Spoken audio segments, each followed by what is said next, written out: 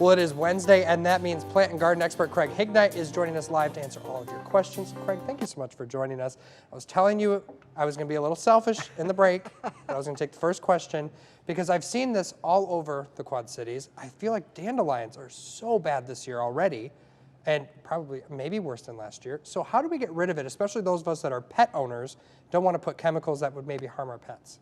Well, the chemicals won't harm your pets if you use the chemical properly. Okay. And for dandelions, we suggest weed-free zone. It'll take out any broadleaf, keep it off your desirable plant materials. We're actually coming into a time when we can use it. We don't use it when the temperature goes above 80. So we're dropping back below the 80s again. Just keep children and pets off the lawn until it's dry. Once it's dry, it's stable, it's not a problem at that point. Good to know. Yeah, definitely seen them in my yard, that's for sure. Vicky's saying, my weeping cherry tree is touching the ground right now and it's likely done blooming. Can I cut it back? Well, it would have been nice if you cut it back in February, but you can go ahead and do a little bit of tip pruning now to get it up off the ground. Just remember that next spring, you're going to want to lift it up a little bit off the ground. And we try and get this done, you know, after the first of the year, before the ground freezes out. That way the tree is going to be damaged the least. Do not prune it in the fall. Okay, and then Linda is wondering, is there any way to get rid of broadleaf grass without harming the surrounding grass? Not really. Unfortunately, well, there is a chemical. It's called tenacity and citation. Unfortunately, they come in bottles about that big and they cost about $300. Oh, and it will, oh, My. yeah, and it treats about half an acre. So unfortunately, if you've got invasive grasses in your lawn, you will go in and kill that grass in mid-August, usually with Roundup, and then you can go ahead and reseed early in September. Okay. Doesn't happen to have gasoline in it, does it, by chance? Goodness. Vivian asking, how do we care for calla lilies in a container during the winter? Calla lilies are normally just stored dry through the winter, but in January and February, you take that pot and you set it on top of your water heater.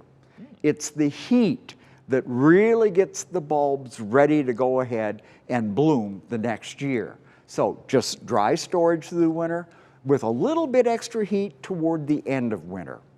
okay. And then another Linda is asking, my common purple lilac blooms are almost white. My other lilacs are normal colors. What is causing this? I hear others have the same issue. Yeah, we've been hearing a lot of that this spring, where flowers have been blooming out of color, what they would normally bloom. Unfortunately, you know, she finally gave me a stumper. I'm not a biologist. I can't tell you about that, but I would definitely say a little organic fertilizer, something very low analysis, spread around the roots of any of these plants is definitely going to give them a boost and maybe give them the nutrients they need to pull up their proper color for next year. Okay. From Donna, is crown vetch a good erosion control plant, and what conditions are needed for it to grow? Crown vetch is a very good erosion control. The state used to use it quite a bit on interstate embankments. The only requirement is that it gets a half a day of sun, and once you get it established, it is really quite permanent, quite aggressive. Okay, and then Stephanie says, I have a lilac bush that's never bloomed. In that case, you might be pruning it at the wrong time. Remember, we never prune a lilac except right about the next month when lilacs are just going out of bloom. Any later than that, you'll be cutting off next year's flowers. Also, if this plant is still fairly young, it might just not be mature enough. It can take anywhere from 3 to 5 years for a lilac to bloom when it first goes in the ground. All right, well, we're going to take a quick break, but keep the questions coming on the WQ80 Facebook page. We'll be back right after this short break.